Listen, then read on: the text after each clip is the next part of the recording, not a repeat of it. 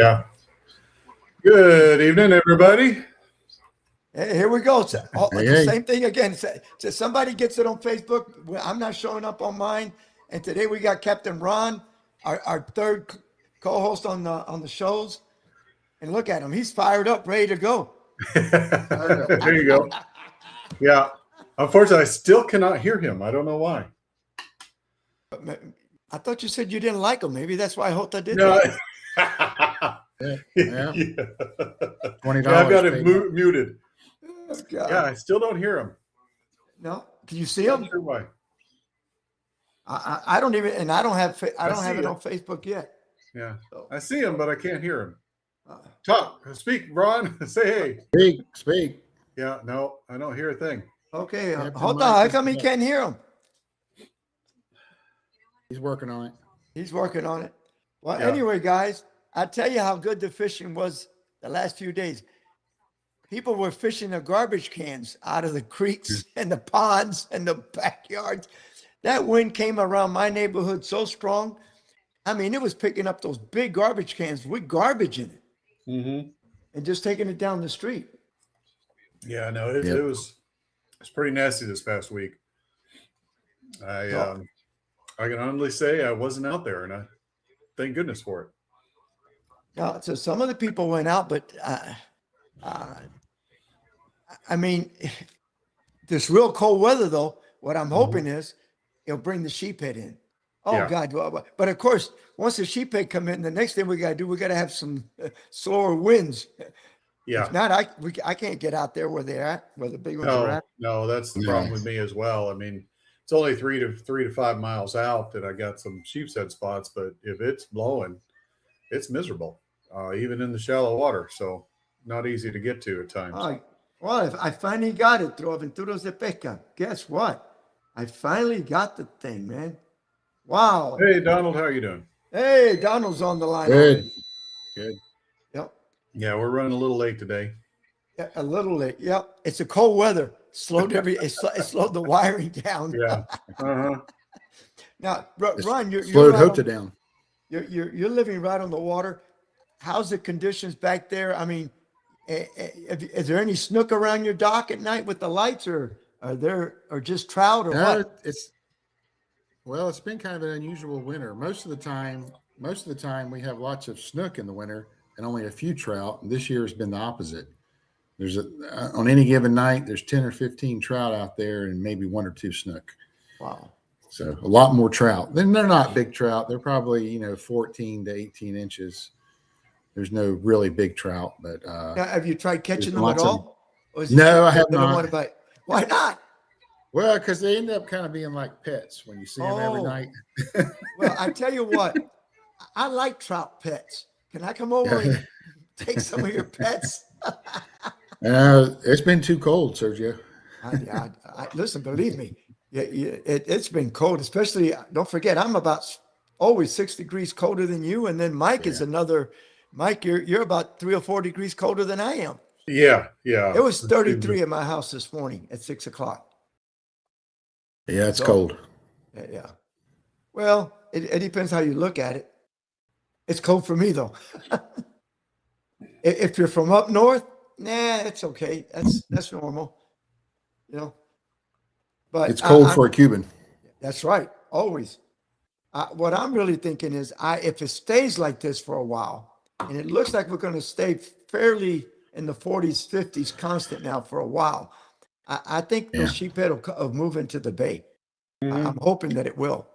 Yeah, the other thing I wanted to see, I haven't looked at it yet, but because usually it's going to be timed with that full moon, which is coming. I'm getting there. Hold on, about January 30th. So actually, it'll be right on time because usually February is when we get the sheep's head started moving in here to a great bite consistently.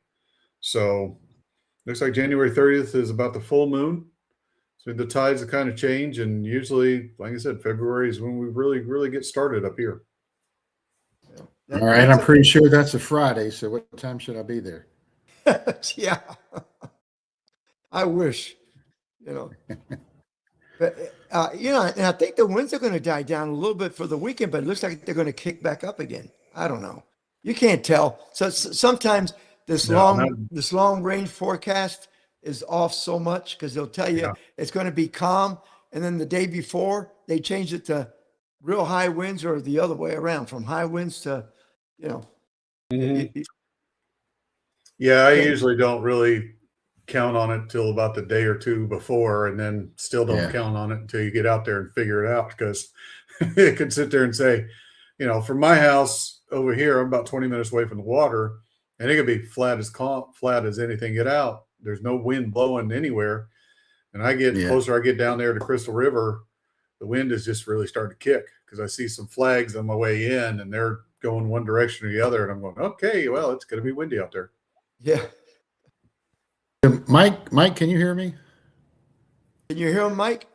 I still can't hear him yet. Okay. Okay. Hold on. He can't hear he can't hear Ron. Mike can't hear Ron.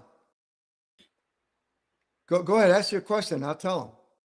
Well, I was just going to see if he had any kind of camera he could look at from his house. I was just curious to see what the weather looked like on the water, see what the waves look like. Oh, no. He wanted to know if you had some kind of camera that you can see the waves in the water from your house. Actually, we do. We do actually have at the Marine Science Center. Now, it's not out a little bit, but it is part of the Mangrove Salt River area.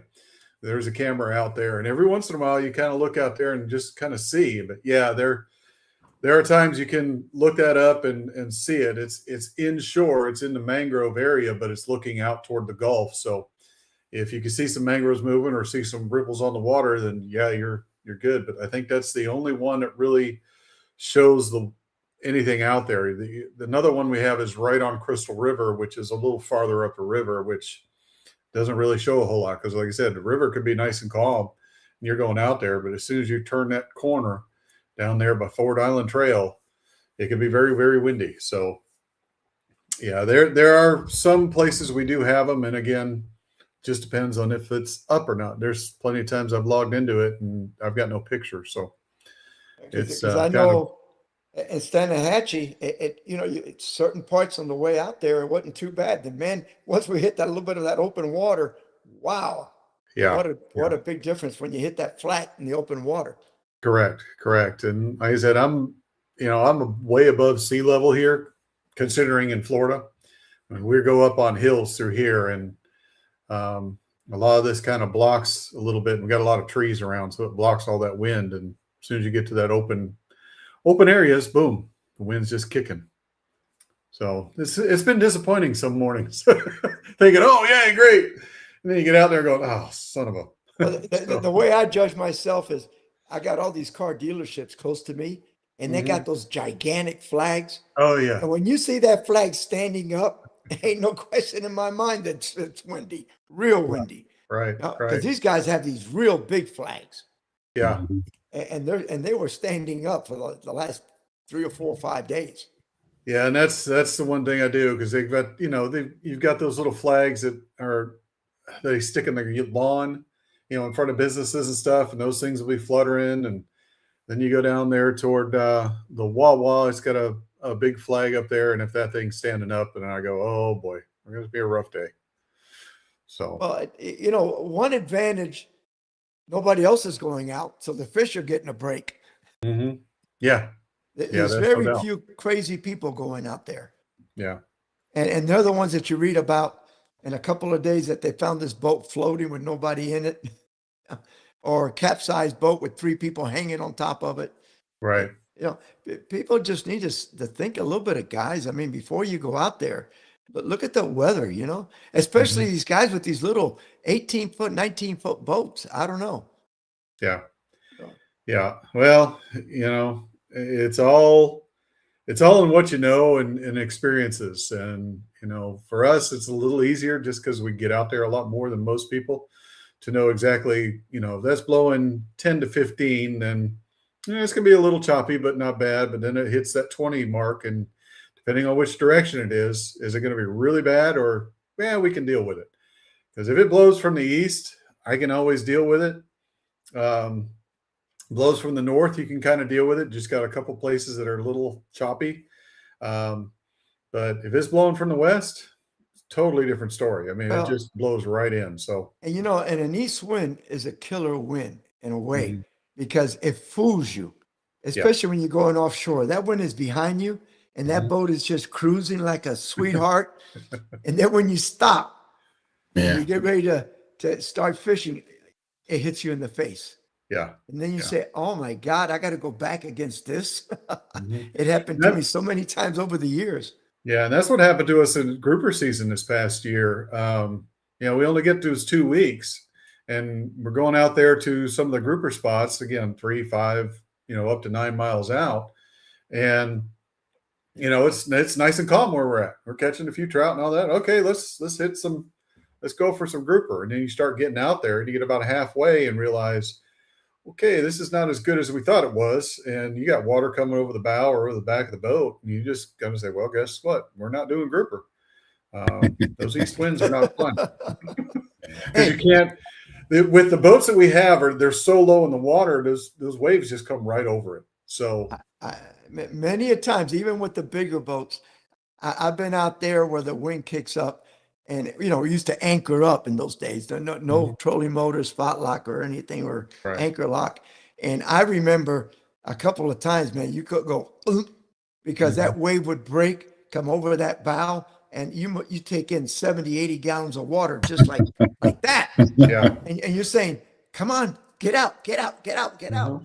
Mhm. My first really kind of new boat, right after I graduated and started working, uh, you Ron, you probably don't even remember this, but there was a company called Sea Breeze. Oh, Yeah. yeah.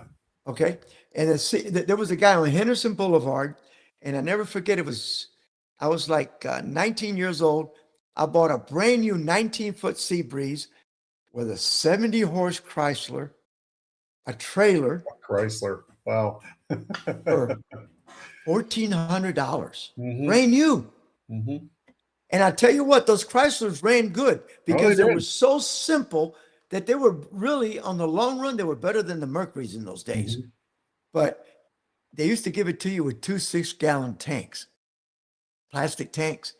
And I tell you, man, quite a few times out there, kingfish season, I never forget. I look in the back, they weren't self-bailing.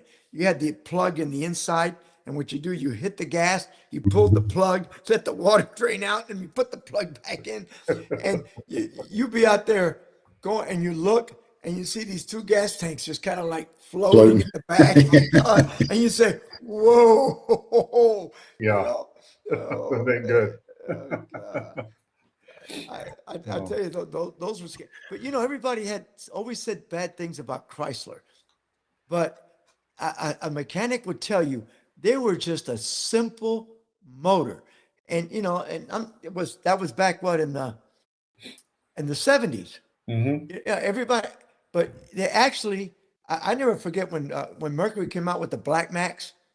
Interbay Marina got a bunch of them, and they said, "Hey, come on, we want to put one on your Mako. Let's take the Mercury you got now. Let's put a Black Max." Man, the second time out, the diaphragm went bad on the fuel pump. So I take it to the mechanic. They put another one on. 2 more trips, same thing. Everybody was having that problem. So you know what Mercury's answer was to how to resolve the problem? Give The third everybody a time, backup. the third time I went to see the mechanic, he says, "Sergio, let me tell you what to do." And he gave me a little stack of about 3 diaphragms. He said, "You're going to have to change it or keep pumping that ball to get back." I said, "If you think in 2 or 3 foot seas, I'm going to take screws out of the side of this motor Hmm. and replace the diaphragm and try to put it back on, and I drop a screw. No." So, man, you don't know how many times we had to come in. One person, that was his job. We rotate, just keep pumping that ball, keep fuel going. And they finally resolved the problem. But for about a year or so, they had a major problem with the fuel pump Yeah. diaphragms Yeah. on those Black Maxes. Hmm. Yeah, and it didn't go away with just Mercury. There were several other manufacturers who had issues even through the 90s. The same thing. And it was actually when they went to fuel injection. same issue. They had problems with fuel delivery. And it Yeah, seems to always be a problem with motors is fuel delivery. I think they got it figured out right now, but back then they had some issues. I remember having our Evinrude, same issue. It's a 70s motor, and we were changing out that diaphragm all the time. It's part of it. like one of the things a lot of people don't know, and since the fishing hasn't been all that great, talk about this is when Yamaha came out with their first V6. Mhm. Did you know that they got sued by Evinrude? They copied I don't think I the remember block seeing that. from Evinrude. Mm. They copied it so well, that's how they lost their lawsuit, that they copied a blemish that was on the Evinrude block. Oh wow. And that's how Evinrude won. When they took them to court, they said, look at all these new Yamahas. Look at their block. Here's a blemish that we have on our block. They Uh-huh. copied it because they just cast it right from it. Oh wow. Yeah. So what they had to Crazy. do for like a year, every motor that Yamaha has sold V6 or they had to pay Evinrude a royalty. Oh wow. And then whatever else that came out of the whole thing. But it's crazy what happened in this industry over the years. But some of it was scary. That fuel pump diaphragm, man, it was a scary thing.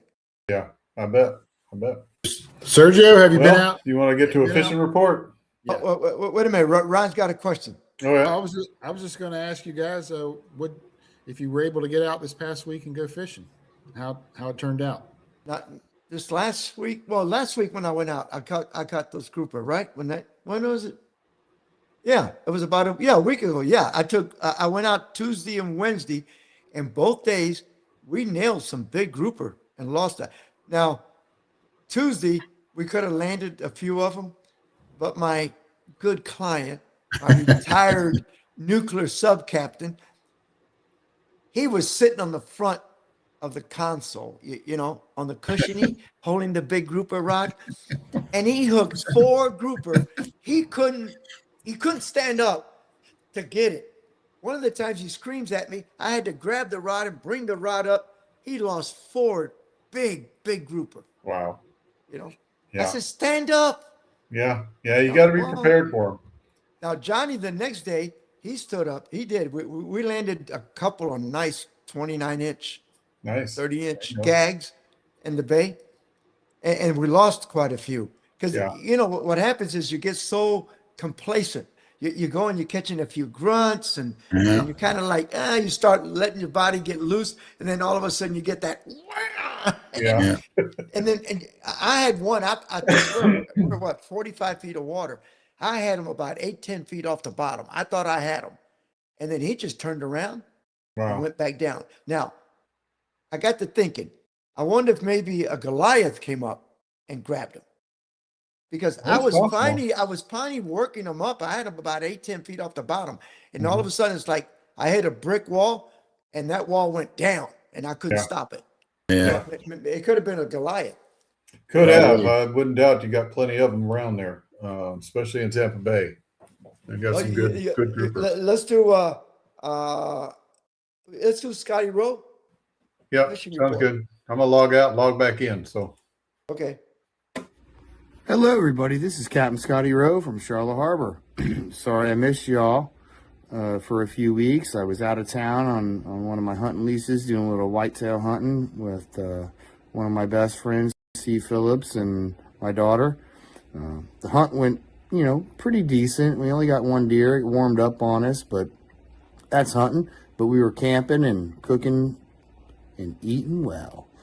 But the fishing report, the most important thing for Southwest Florida. And I'm down here in Charlotte Harbor, and I'm going to tell you what, this is probably one of the best years I've seen in the winter. Usually in January, we're all shrimp fishing, but we're actually still catching whitebait, which is unheard of in January. We've had those few frosty mornings, and that's okay. And those made for some slow bites on those days. But for the most part, we warm right back into the 70s or almost to 80. The snook bite has been absolutely wonderful in the Charlotte Harbor, Port Charlotte, Myakka, Peace River area. Those fish are hungry and eating well. Did a 3-boat trip today. My boat got a 29, a 30. Another boat got a 32. One boat got a 40-inch snook. So no reason not to be fishing, even on these cold fronts. The water's warm. Few trout. Our trout bite actually up here in the upper Charlotte Harbor has been a little bit slow, but you know, we're still getting a few. Mangrove snapper bite is the best I've seen in the wintertime. Usually you're getting those 6-8 inch mangrove snapper, but we're still catching them in that 11-12 inch range, which is wonderful. Now, I have been fishing the upper harbor, the Myakka, the Peace, and Punta Gorda area.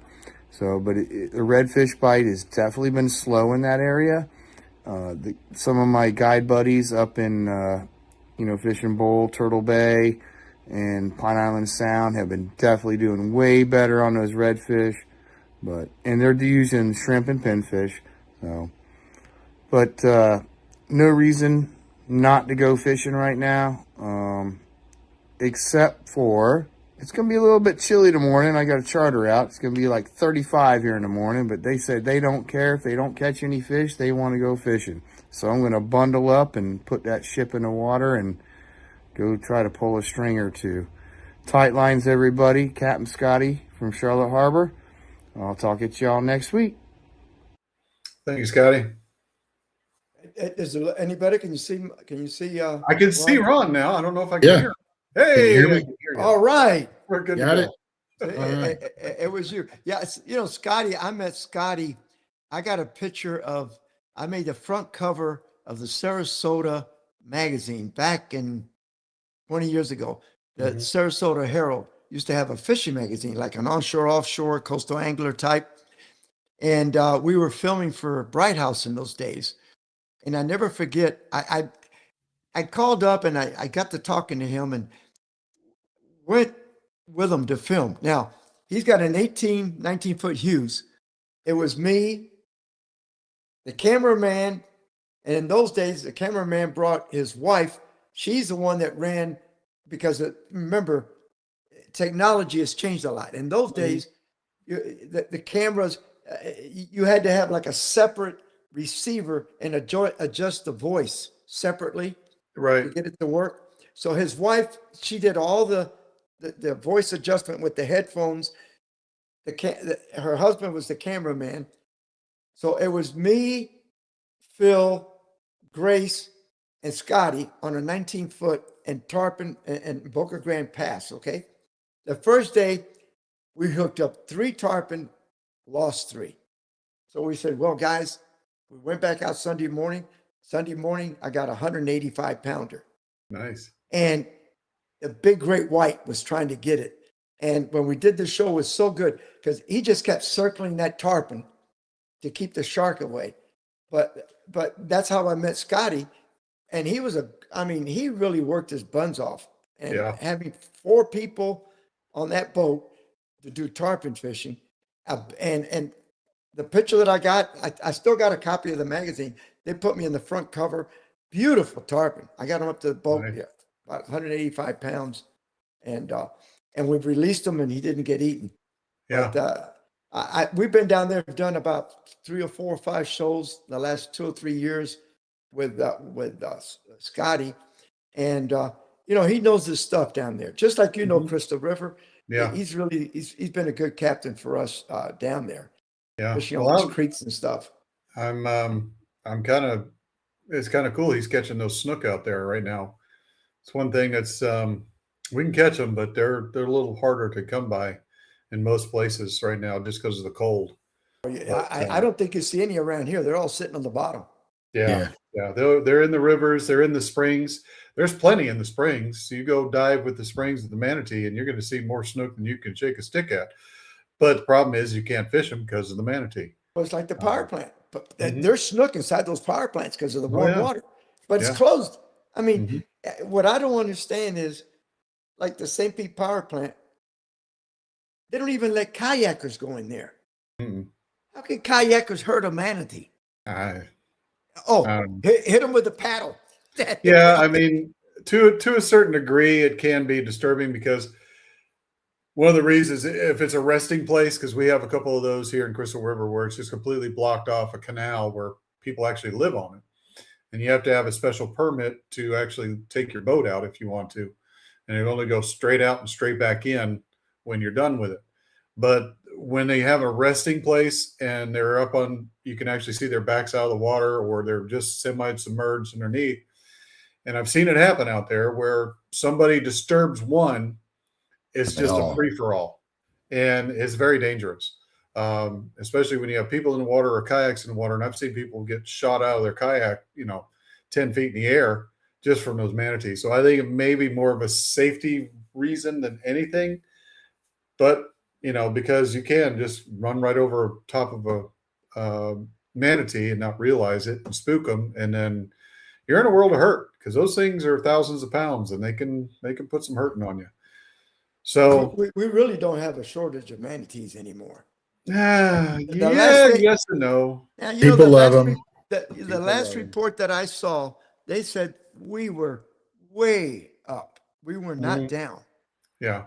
No, it's definitely gotten better and it will continue to, but I don't ever foresee them coming off the protected species list. They'll Well, never come off of it. So If they, it's one of yeah, those things that you just have to live with.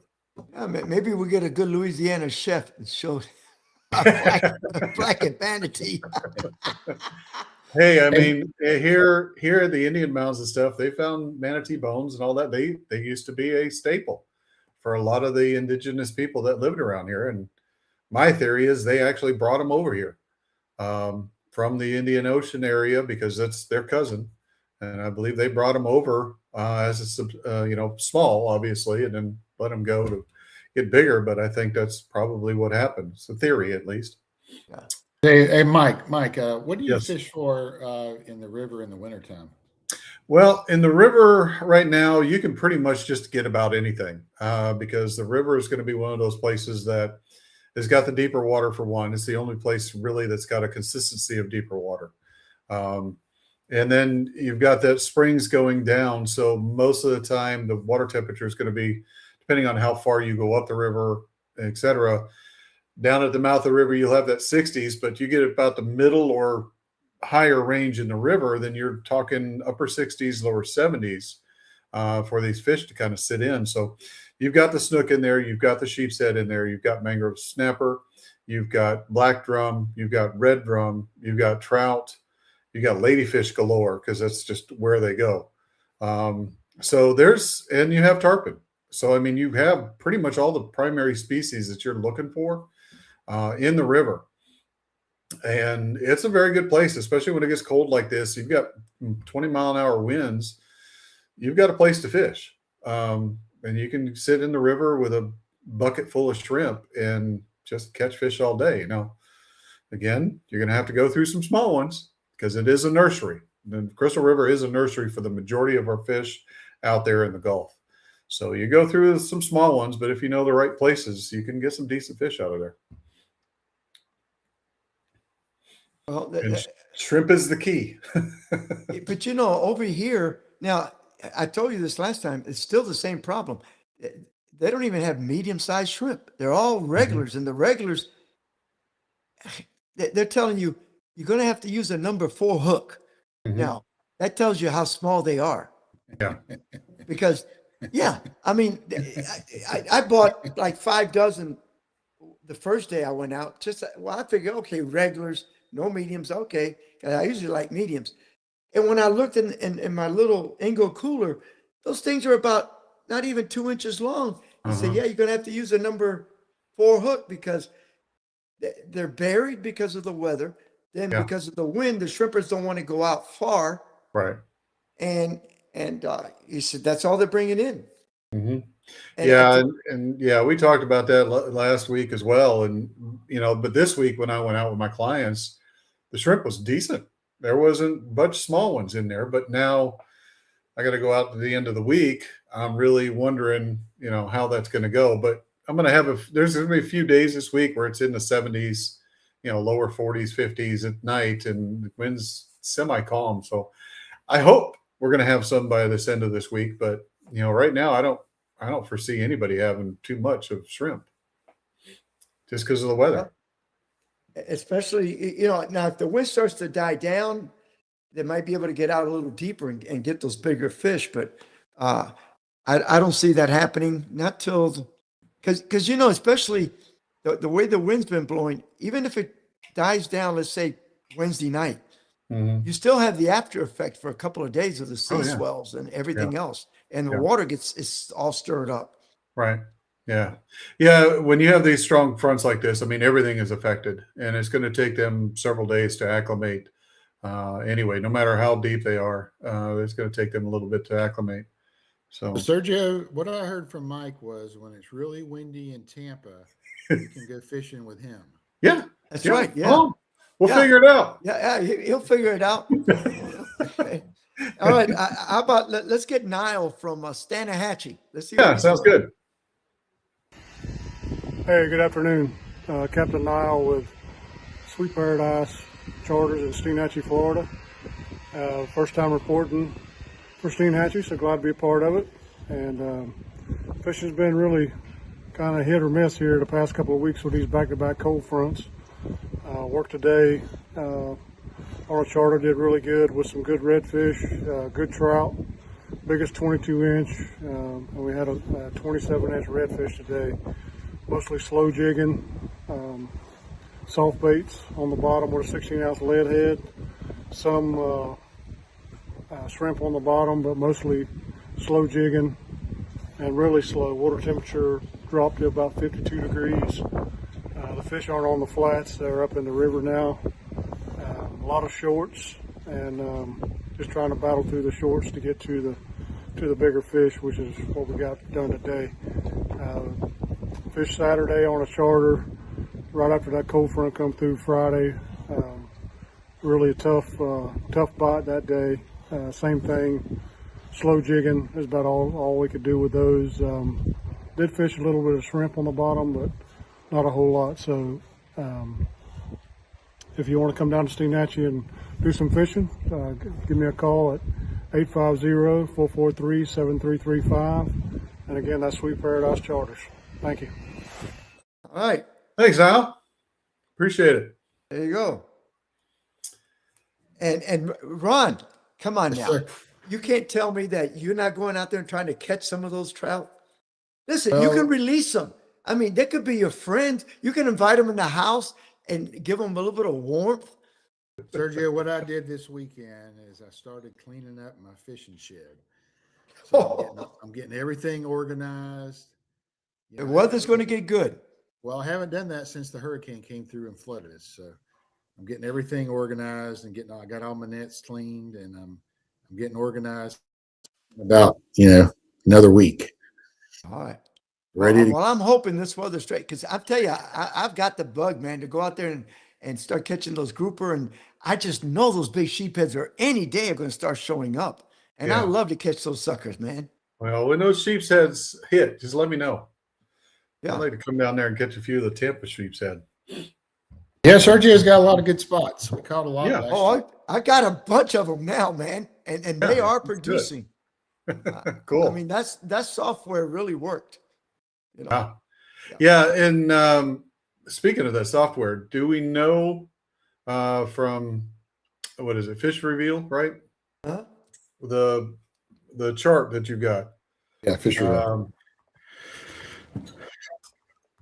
The ones that you found the GPS. Yeah, it's Fisher. Yeah. Yeah. They're supposed to do that Up in your radar area. in our area. Do we have a date? Did he mention a date or anything else like that? Just give them a call. Yeah, I need to. Because I tell you what, I just sat down and hope with my tablet Mhm. and I just started looking at the bottom, and I would mark it. And although I got an Avionics Platinum Plus, when you look at his stuff, it's so much more detailed. Mhm. Because now that I got all the numbers in the Simrad, when I go to a spot, I'm looking at it on Avionics Platinum Plus, and I can kind of see what I saw when I marked it. But what I saw on his it was much better, much more clear, Right. more defined, sort Yeah, of. a lot more detail. Yeah, Yeah. It's like I said, the way I based it at the last show, that one wreck that I got in Tampa Bay, when you look at it in Avionics Platinum Plus and the other ones, it's like a blurry, dark spot. When you look at his, you can actually see the frame of the barge, man. You Right. can actually see a barge down there. Yeah. Yeah. Because I'm really interested in some of those rocks and some of those springs that are out there that are, I'm sure, known to some, but they're not known to me yet. So I Well, want to it's, really you want to know, find them. everybody thinks it's all, you get it from the government. The government is doing it all. The average person cannot afford, because I forgot how much he told me it cost per mile Oh yeah. Yeah. to do this. Because I mean, the government is pulling like this 20-foot long torpedo, Hmm. and they just crisscross. They go X amount of miles. And he says, Sergio, you're talking about millions of dollars, Yeah. not just hundreds or thousands. Right. And but everybody gets the same information because of these companies like Platinum Plus and Chart USA, Fisherville. whatever. Yeah, what they're trying to do is put a lot into the chip to be able to sell it to you. Hmm. So you're getting like this whole part of the whole East Coast. Well, it's too much detail. So what they have to do is they have to go like from 8K to 720. Yeah. Software Software. definition, the software to make it Yep. fit. Well, Right. with him is he does it by a chunk at a time. So it's not a big area, Hmm. but what you see is great. Yeah. Nice. Yeah. I'm really interested in when that comes out because I want it first. Oh, I don't blame you. All right, let's get Jim Pace in. Sounds good. Oh, yeah. Hey guys, it's Jim with your Pasco County fishing report.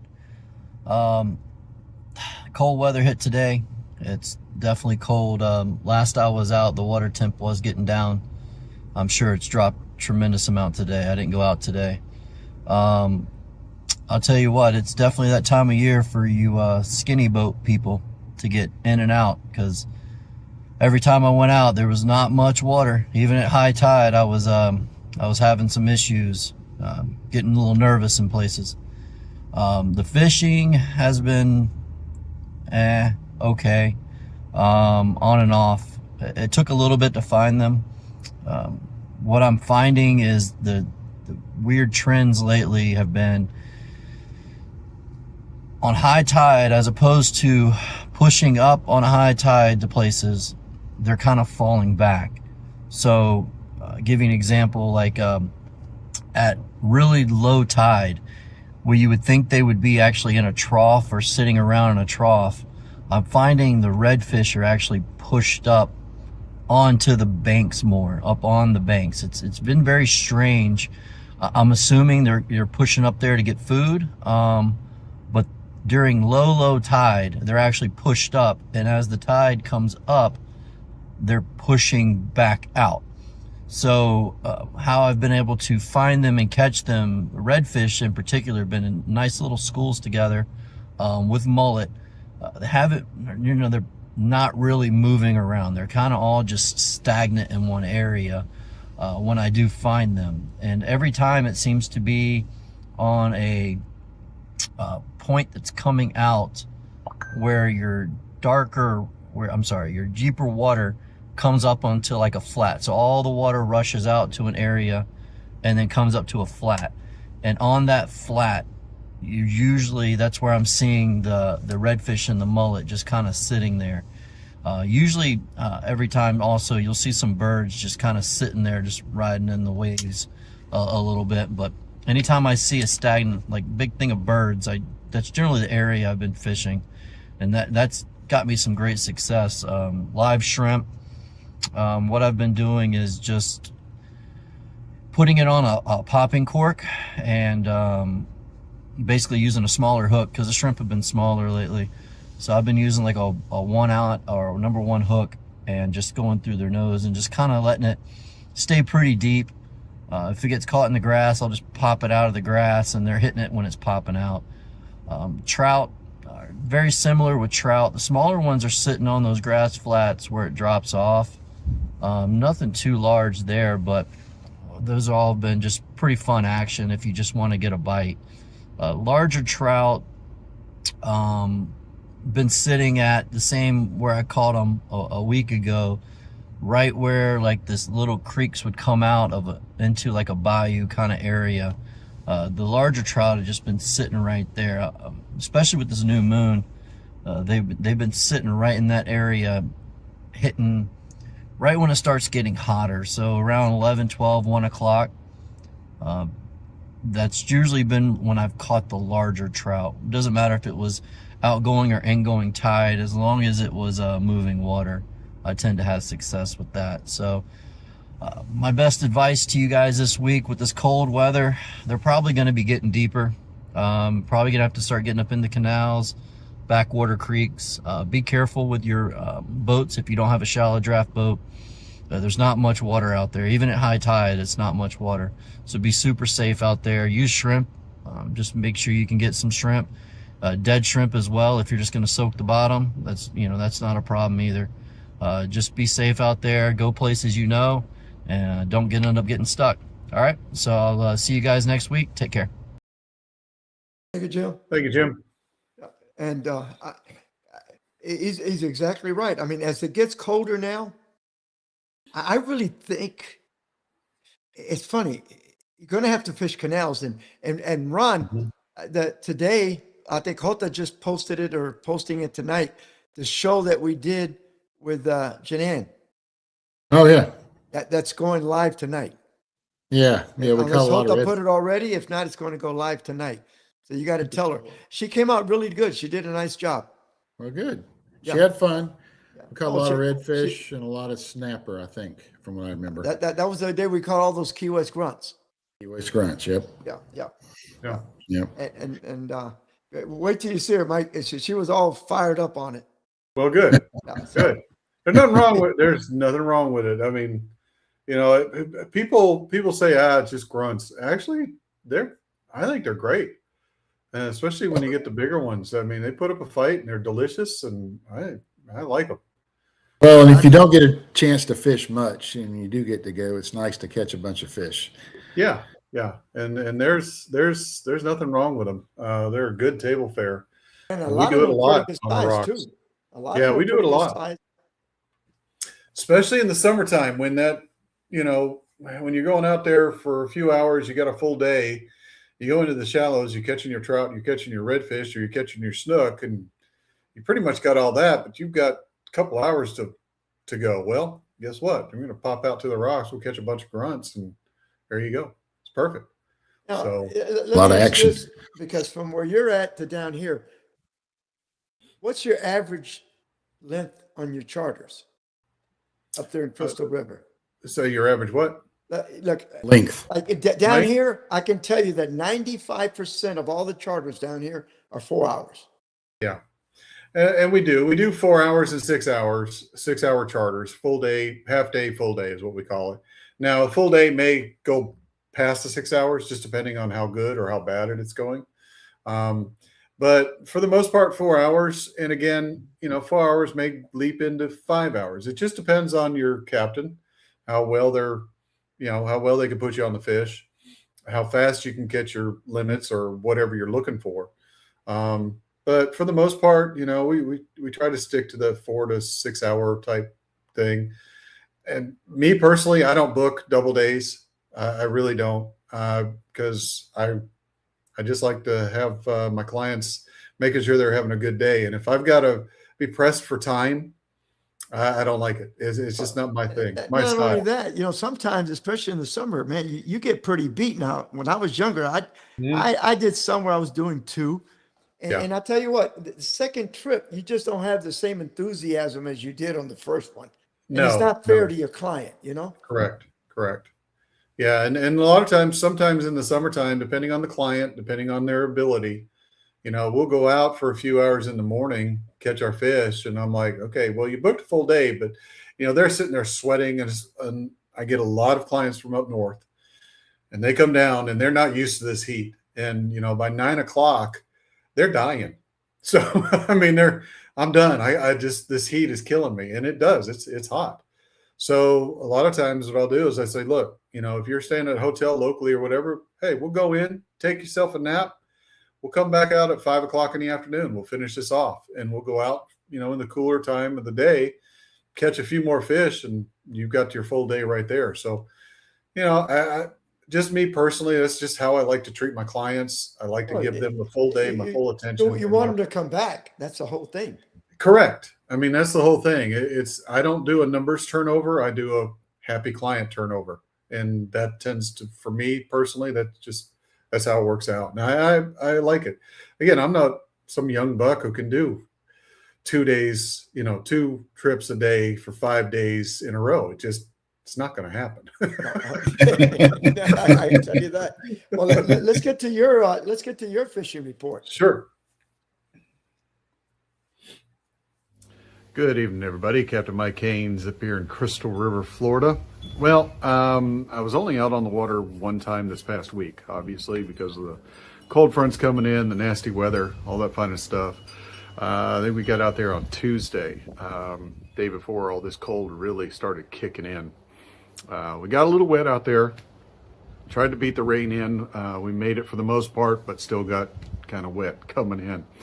But we had a good time. A couple of guys from up north, New York area, and I knew the fishing was going to be slow from the front that happened a couple days prior. I think it was Sunday. So I knew the fishing was going to be slow, and sure enough, it was. But it was very productive. The water temperature dropped about 10 degrees in the past, couple of days since Sunday. So Tuesday's water temperatures was around the 60s, upper 60s or so. And knowing that the fishing was going to get slow, the metabolism on the fish would drop down, we ended up fishing very slow. And what I mean by that is we were using jigs, little shrimp on them, some plastics, just kind of finding a couple fish here and there, but the bite wasn't really aggressive. So decided to just kind of change it up a little bit. Knew the fish were there. And this is one of those things I think I've talked about in the past, is that we've got fish there. We know they're there. We've caught a couple, but it just, we're not catching consistently.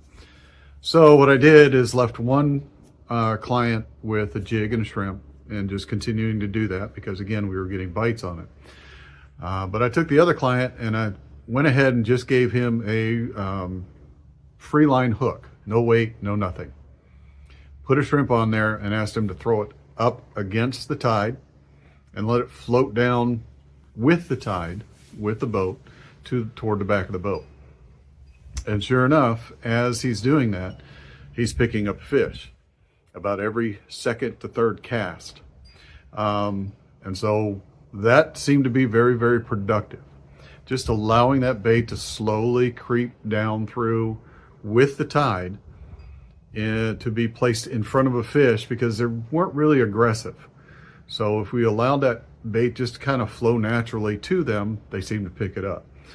Well, after about 4 or 5 fish, I changed the other client over there to the same tactic. So they were fishing on both sides of the boat, just throwing up current, letting that current float that bait down, and we were very productive. Again, the bite wasn't on fire, but every 2 or 3 casts or so, we'd catch a fish. Now there were lulls, sometimes about 15, 20 minutes where none of us was really doing anything, but it picked up again.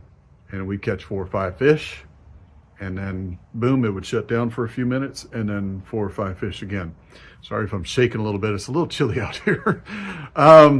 But that seems to be what you need to do when these cold fronts come through. Now it's really, really cold out right now. And I haven't been on the water, probably will be later this week after it turns up to about 70s during the day. But that water temperature's gonna take a long time for it to warm back up. So take it slow, try different techniques. Sometimes just doing a little subtle thing will work. I made sure that the hook and the shrimp were matched. In other words, we had a medium-sized shrimp that was using a 2/0 or maybe a 3/0 hook. That way my hook is not too big where it gets gonna get caught up down there in the grasses or the rocks. I just wanted that shrimp just to move freely. and that seemed to do the trick. So if you're out there in a situation where you got a few fish, but they're just not really aggressive enough, slow it down, give them a natural presentation, give them the what they call less is more, and that seemed to work for us just perfectly. So be out on the water later this week, and we'll give you a report for next week. It's Captain Mike Haynes, Fishbones Charters out of Crystal River, Florida. Thanks. You know, Mike, I don't understand. Ron, did you feel cold at all watching? I didn't feel anything. No, I didn't feel cold at all. And I mean, I he's was, there shaking and trembling, and I didn't feel anything. you had some I nice had to- trout though. You had some nice trout. I had to go out on the porch to do it. We had a little bit of noise in the house, and I couldn't really get the report done. So I went outside. I could stand out there for a few minutes. Holy buckets! Did not tell you that wind just kept whipping around that corner. I'm trying to do this report, trying to stay warm. It was ridiculous. Well, I was just looking at for this area for the weather. Let's see, tomorrow it's going to be, and I'm looking between 8 and 11, 14 to 21, 14 to 23, 15 to 21, 14 to 18. That's on. Yeah. And then Wednesday is 15 to 29, 15 to 30 on Pine Island. I mean, on Picnic Island. Woo, 15 to 24 at 10 o'clock. And Thursday it says 10 to 19, 11 to 16. Let's see, Friday it says, that's just what scares me. At 4 in the morning, it's going to be 7 to 13, and then all of a sudden it's going to drop down to 5 to 6 on Friday. Yeah, It we're not having those type of winds here that I can tell right now. I mean, it's showing, anywhere between 5 to 10 for the most part. But see, Saturday it's back up to 8 to 14. yeah, this little cold front, it's not a joke. It's a very big high pressure that's just got this wind just really, really kicking. It's going to be a while before it calms down enough. But the temperatures are definitely going to warm up, 70s or so during the day. But it's like I said, it's not going to warm that water up too much. Yeah, no. And then Monday's terrible. All right. So Mike, what days are better? Looks like, yeah. Come on, guys. Like I said, most of the work, Today's a better day for us to week, come. it doesn't look too bad. Maybe 10 to 15, but for Wednesday through the rest of the weekend, we're looking 5 to 10. So it's really not bad up here. And it's all north. This Wednesday. Yeah, but So it's over all here- northeast winds. So again, over Crystal here- River, negative tides that are coming. Pay attention to the tides, because that tide is going to be at least 6 inches to a foot lower, if not more, depending on how fast those winds are blowing when those low tides hit. So you got to pay real attention to that, and don't get stuck in the backwater, because that water will, as soon as that tide turns around, that water will disappear quick. So in the Tampa Bay, Picnic Island, we're showing 15 to 23 mile an hour Wednesday. wow, I don't know what it is there. I don't know how you guys got Ron lives here. That's why. dramatic. It's such a dramatic thing. I think he gets up in the morning, he says, God, thank you for the win. No, not hardly. Yeah. But I'm kind of like Sergio. If it's over 15, it's Yeah, Probably not the best. you don't enjoy it. And, No. and especially, when you get these real negative tides, the only thing you could do is try to get into canals, and that's about Yeah. it. Yeah, But, because it's predicting, it's going to be a negative tide, but not anything near negative, minus a foot or anything else like that. But northeast winds, and guarantee it's going to be -1 or 1 plus. Wow. So definitely something. And the tide looks like it's going to be low all day, all this week. So most of anybody, if you're going out, you need to go out in the afternoon and then try to catch that incoming tide. But always predict you're fishing an hour past what you think it should be, because with that north wind blowing, it's just going to blow it out. It's going to take a while for it to turn around. All right, and it's past 8 o'clock, guys. We did it again. Yep. We want to thank everybody. And Ron, you said there's a big football game tonight, or is it on? There air? is. I've got family over now. We're waiting to watch the Miami game. It's already on. Who's playing, the Miami Dolphins? Miami against Indianapolis. All right. Yeah. I'll let everybody go. Yeah. Guys, go to it. Yeah, it's a going to be a good game, I hope. All right. Well, take care, All right. Mike. Thanks, guys. everybody. We'll see you next week. Hey, Ron. Yeah. I got a question for you. You got room for a picture back there somewhere? Oh yeah. I got one that I can't fit in the other house. Says we're still on the air. I don't know. Yeah. Okay. Hota, we're done. We're done, Hota. Where'd he go?